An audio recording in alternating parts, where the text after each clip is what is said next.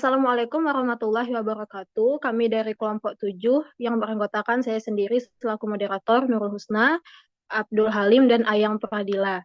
Kami akan menjelaskan tentang saham preferen. Adapun subtopik yang akan kami jelaskan, yang pertama itu ada definisi, keunggulan dan kelemahan saham preferen, jenis saham preferen, perhitungan biaya modalnya, dan contoh saham preferen.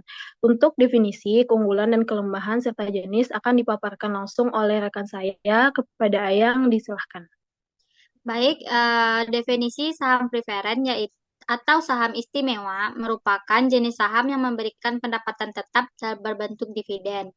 Bentuk dari saham preferen adalah surat berharga komersial yang dijual oleh perusahaan saham. Saham preferen tidak diperjualbelikan pada bursa efek. Saham preferen merupakan kombinasi antara bentuk hutang dengan saham biasa atau hybrid financing.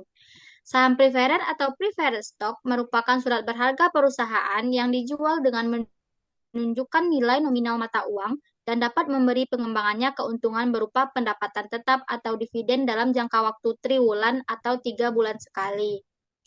Selanjutnya, keunggulan dan kelemahan saham preferen. Yang pertama, keunggulan saham preferen bagi investor, yaitu membagikan dividen secara bersamaan di akhir tahun dengan menggunakan sistem akumulasi tahun berikutnya kepada investor atau biasa disebut dengan cumulative preference share. Yang kedua, setiap pemilik saham akan diprioritaskan atas keuntungan perusahaan yang masih tersisa atau disebut dengan participation preference share. Yang ketiga, nilai dividen yang didapat oleh setiap pemilik saham preferen lebih besar jika dibandingkan saham biasa. Yang terakhir, perusahaan yang melakukan likuiditas akan memberikan uang hasil investasi kepada pemilik saham preferen terlebih dahulu sebelum diberikan kepada pemilik saham biasa. Sedangkan kelemahan dari saham preferen bagi investor yaitu yang pertama, saham preferen hanya dibutuhkan ketika perusahaan sangat membutuhkannya. Pemilik saham preferen akan menanggung setiap kewajiban yang akan diberikan dan harus selesaikan kepada perusahaan penerbit saham. Yang kedua, saham preferen tidak memiliki hak paksa untuk setiap dividen yang dibagikan. Fluktuasi harga saham preferen lebih besar jika dibandingkan harga obligasi. Keunggulan dan kelemahan dari saham preferen bagi investor tentu menjadi pertimbangan penting ketika ingin berinvestasi.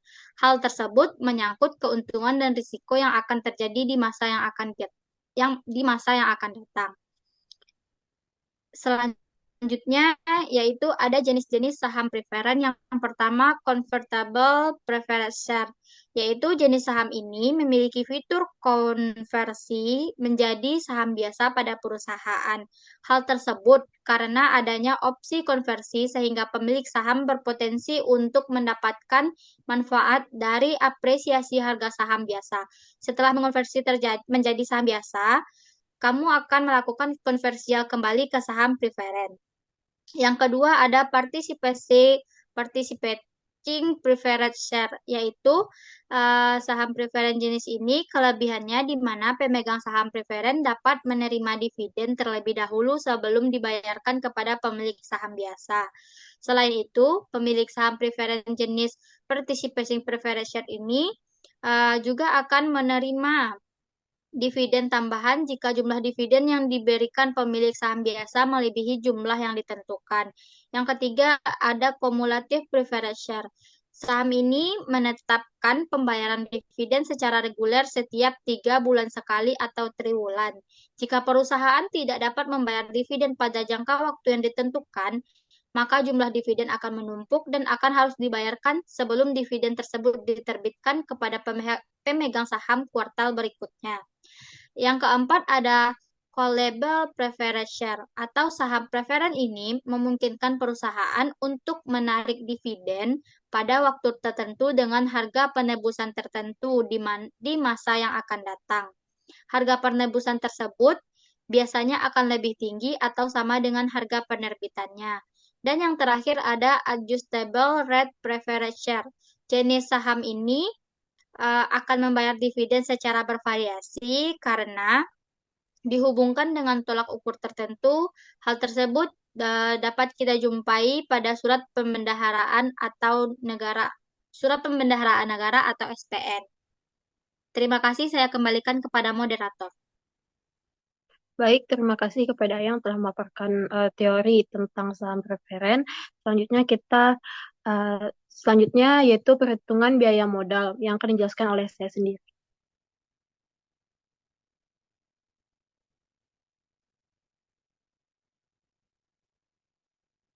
Jadi biaya modal saham preferen adalah tingkat keuntungan yang disyaratkan oleh pemegang saham preferen, yaitu dalam bentuk persentase. Untuk menghitung biaya modal ini ada rumusnya, yaitu KP sama dengan DP bagi PO. KP adalah biaya saham preferen, DP adalah dividen saham preferen atau tingkat keuntungan yang akan dibagikan kepada investor atau pemegang saham. Ada PO, yaitu harga saham preferen bersih yang diterima perusahaan penerbit. Jadi setelah dikurangi biaya peluncuran saham atau flotation cost. Jadi ada contoh tentang perhitungan biaya modal ini. Untuk memenuhi kebutuhan dananya, PT Santosa menerbitkan saham preferen yang memiliki nilai nominal Rp6.500 per lembar. Saham ini memberikan dividen sebesar 15% per tahun dari nilai nominalnya. Jika saham ini dapat terjual di harga Rp7.000 per lembar dan biaya penerbitan saham preferen Rp45 per lembar, berapakah biaya modal saham preferen yang harus ditanggung perusahaan? Jadi diketahui dalam soal itu ada nilai nominal yaitu Rp6.500, dividennya 15%, dikali dengan nilai nominal yaitu didapatkan Rp975 per lembar. PO-nya itu biaya nilai nominal dikurang dengan biaya penerbitan saham. Jadi 6.500 dikurang Rp45, 6.455. Jadi biaya modal preferen adalah KP sama dengan DP dibagi PO sama dengan 975 dibagi 6.455 sama dengan 0,1510 atau 15,1%. Jika ada biaya penerbitan saham, maka biaya modal saham preferen dihitung atas dasar penerimaan kas bersih yang diterima atau PNET. Jadi rumusnya KP sama dengan DP dibagi PNET. Untuk contohnya, PT ABC menjual saham preferen dengan nominal Rp20.000, harga jual saham preferen sebesar 18.900, dividen tiap tahun sebesar 2.000. Biaya penerbitan saham per lembar Rp200. Hitung biaya saham preferen. Jadi diketahui nilai nominalnya 20.000, PNET-nya yaitu harga jual yang 18.900 dikurang biaya penerbitan 200, jadi 18.700. Untuk dividen itu 2.000 per tahun. Jadi jawabannya KP sama dengan DP dibagi PNET sama dengan 2.000 dibagi 18.700 sama dengan 0,1070 sama dengan 10,7%. Nah, untuk menilai apakah saham preferen itu layak dibeli atau tidak, kita menggunakan rumus V sama dengan DP dibagi KP.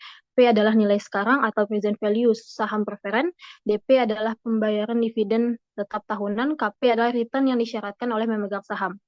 Contoh soalnya, sebuah perusahaan mengeluarkan saham preferen dengan diskon tetap 11% dan nilai nominal 12.000 per lembar. Jika Anda sebagai investor mensyaratkan return 15%, maka berapa nilai saham preferen tersebut?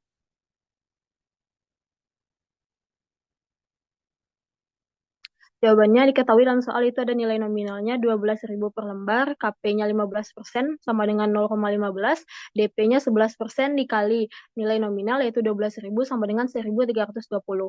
Jadi V sama dengan DP bagi KP sama dengan 1.320 dibagi 0,15 sama dengan 8.800 per lembar. 8.800 ini ialah jumlah yang harus kita bayar ketika kita membeli saham preferen. Jika harga pasar lebih tinggi, misalnya 9.000 per lembar, maka sebaiknya kita tidak membeli saham preferen tersebut. Sebaliknya, jika harga pasar lebih rendah, misalnya 8.200, maka sebaiknya kita membelinya karena kita akan mendapatkan keuntungan ketika kita menjual saham preferen tersebut. Oke, selanjutnya itu contoh saham preferen di dunia nyata yang akan dipaparkan oleh rekan saya yaitu Abdul Halim. Kepada Halim, disilahkan. Contoh saham preferen di dunia nyata. Yang pertama itu ada Bursa Efek Amerika. Jumlah preferen stok yang diperdagangkan jumlah preferen stok yang diperdagangkan di bursa efek di luar Indonesia jauh lebih banyak. jauh lebih banyak di Amerika Serikat misalnya ada banyak perusahaan besar yang menerbitkannya. Untuk menyebut sejumlah contoh, terdapat General Electric, Bank of America, dan Georgia Power. Perusahaan-perusahaan itu menerbitkannya khusus untuk mendanai proyek-proyek internal. Yang kedua ada Bursa Efek Indonesia. Sementara itu, dari lebih dari 600 saham yang dicatatkan di Bursa Efek Indonesia, hanya ada 3 saham preferen. Jumlah itu tentunya sangat sedikit dibandingkan dengan saham biasa yang diperdagangkan di Bursa Efek Indonesia. Tidak heran apabila investor lebih mengenal saham biasa. Pada umumnya, saham preferen atau preferen stock dapat dikenali dari huruf P di belakang kode saham biasanya. Misalnya, 1. PT Hanson International Tbk dengan kode Preference Stock MYRXP yang bergerak di bidang properti dan real estate. Yang kedua ada PT Mas Murni Indonesia Tbk dengan kode Preference Stock, yaitu MAMIP yang bergerak di bidang restoran, hotel, dan pariwisata. Baik, terima kasih kepada Halim. Jadi kesimpulannya adalah saham preferen adalah jenis saham yang memberikan dividen atau keuntungan pendapatan dalam jumlah yang tetap kepada pemegang saham atau investor. Dikutip dari quotes Nick Hari, dia mengatakan bahwa kekayaan tidak ditentukan oleh kinerja investasi, tetapi oleh perilaku investor. Jika kita sebagai investor memutuskan ingin membeli saham preferen, kita harus tahu dulu apa itu saham preferen, bagaimana cara kerjanya, kelebihan dan kekurangan kita membeli saham preferen itu apa, dan jenis saham preferen yang ingin kita beli itu apa. Selain itu, investor juga harus menghitung dan menganalisis terkait biaya modal dan kelayakan pembelian saham preferen tersebut. Jadi setelah dihitung, apakah harga saham di atas harga pasar ataupun di bawah harga pasar. Karena itu, jadilah investor yang bijak karena tentunya tujuan berinvestasi ialah untuk mendapatkan keuntungan di masa mendatang. Sekian yang dapat kami sampaikan. Apabila ada kesalahan kata, kami mohon maaf. Assalamualaikum warahmatullahi wabarakatuh.